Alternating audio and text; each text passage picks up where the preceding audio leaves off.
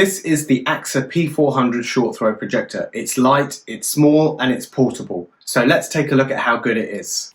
If you are new to the channel, you know what you need to do. I don't need to tell you again. I've also, while we're talking, popped a timeline at the bottom of the screen so you know exactly what's going to be happening with the video, and it's also down in the description as well.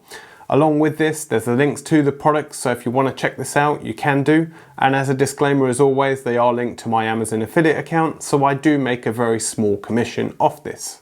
You may be asking yourself, well, why do I need a projector? But there could be a number of reasons that you would need this.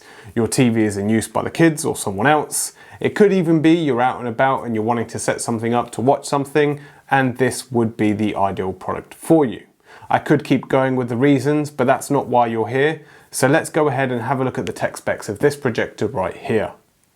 It is a 1080p projector that has 400 lumens of brightness, a 1000:1 contrast ratio, and the noise is only 30 decibels. The image of the screen can go from a 10-inch size all the way up to 180, and the built-in battery can last up to 2 hours on eco mode. But before we do that, let's go ahead and have a look at what comes inside the box. This is the P400 short throw mini projector, and it's a full 1080p projector. Let's have a look at what comes inside. So you have the card in here to contact them if you have any issues. You can go ahead and do that. You have the user guide, which we don't need to look at just yet. We have the power adapter. Now this is the US model, so I do have to use a converter on this, so I will go ahead and get that one set up. It comes with a remote, so inside here there's an AXA remote which you can then control, so we'll have a look at the menu options shortly. You have a little tripod stand which, to be honest with you, does feel a bit plasticky. We'll have a look at the weight of the projector and see if this sits comfortably on there. So we have one of these, and we have the projector itself. The projector itself is not overly heavy, but sat on this tripod, it might tend to fall side to side. So that's one thing you might want to keep in mind if you are buying this projector. You might want to get yourself something a little bit of better quality of this. If we move the boxes aside and we have a look at the projector itself, on this side you have a USB port with some fans on the side. This is a 5-volt USB adapter, so to power something like a Fire Stick or Google Chrome device, whatever you've plugged into here. You have the micro SD card with some sensors and lights on the side. You have an on and off switch, your DC adapter, factory reset button. You have a HDMI cable and a 3.5mm cable. You have the LED light for the projector, and you have the speaker on the front. Again, as I mentioned, full 1080p, and it is made by a company called Axaa. At the bottom you have the screw mount, so like I said, as I mentioned earlier, you can go ahead and pop this on here. And on top you finally have some menu buttons and some up down arrows and some volume. So now let's get this powered on and take a look at how well it works and run through the menu and see how it stands up. So I have the projector plugged in on the side, and there's a button just here to turn it on, so we go ahead and do that, and that changes that from red to green, and you should see that appearing in the background just now. There we go. So if I quickly run through the menu on here, you have movie in the top left, so when you click OK on this, nothing happens because there's nothing plugged in. I don't have a USB device or flash card plugged in.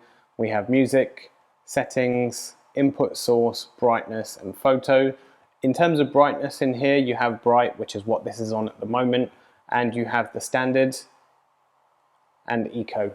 We have the bright, and then the standard, and the eco. And also with these, as you go through them, the fan speed does reduce. I'll do this fan sound in a minute, but that's just an FYI. So you only get bright also when it's plugged in as well. One thing to note on the remote is there are keystone options, but actually they don't do anything when you press these. So that's one thing that's unfortunate, that actually doesn't enable you to do anything on here, which is the keystones. It would be good, depending on how you have it positioned, like this or like this, you would be able to adjust it. But this is fairly flat against the wall. It's probably about 1/2 meter off the floor, and that's giving us this picture just here.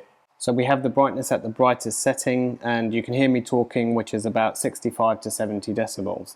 So if I now move this, if I be quiet for a second, you will be able to hear the fan sound.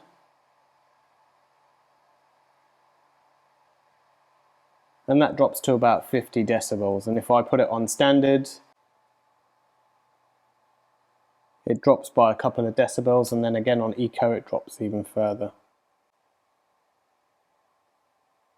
So you're about 44 decibels on here.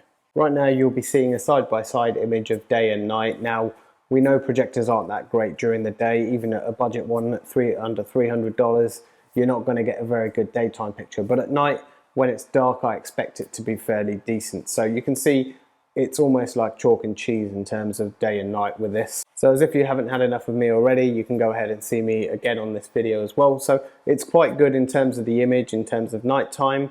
I would be more than happy to watch a video on this. And here is a quick trailer of a movie just so you can see what this also looks like as well. So I think this is fairly good in terms of the image.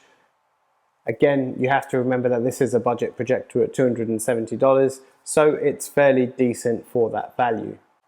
And then I'm going to quickly bring up the crush test so you can see the darks and see how much you can see in terms of black and what obviously just fades out. Looking at it here, I think I can comfortably see up to about 12 to 13, which is not too bad. Again, remember, it is a budget projector, so it gives me a good idea on how much you will be able to see in those darker scenes.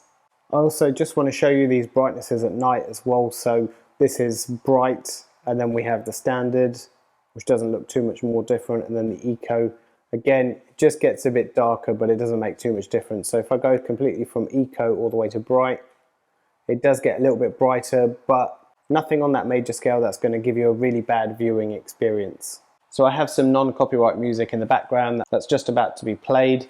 This is set at 50%. Now, one thing I can tell you for sure is it's definitely louder than the fan itself. So I'll go ahead and play this.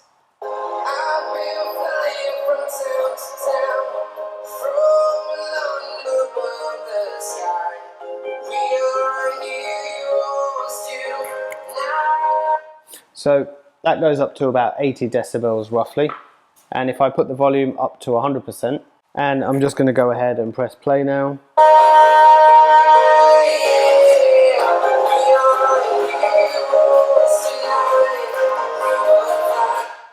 So that gets all the way up to 90 decibels. So that's actually fairly loud, especially for a room that I'm in. It's more than adequate for sound. I want to show you one last thing in terms of screen sizes. So we're about 20 inches away from the wall, and that's probably about a 38-inch screen. So in terms of size, what we had previously, which I'll just go back to in a second, we were about 60 inches away from the wall, and the size of the screen was about 110 inches. So this right here is about 110 inches in terms of size, and I'm about 65 inches away from the wall. Not too far away from the wall, and the size is actually fairly big. So for $270, I'm more than happy to use this in my home or out and about if I needed to. The links are down in the description below. They are linked to my Amazon affiliate and the storefront, and I'll leave a link for that in the description below. A couple of things that would probably make this even better would be the keystones adjustment. So whether you have it in an up angle or a down angle, you still have the adjustment of the screen, but it's not the be all end all for me because I could keep it at a flat level. Mirroring from your phone, laptop or tablet would have been good as well, just so you can sit where you are and just mirror away to the device straight away. So perhaps this is something for version 2. I hope you found this video useful. Let me know down in the comments below what you think of this projector and also what features you think might be missing or what even you like. For now, this is InsideWire, and I'll see you in the next one.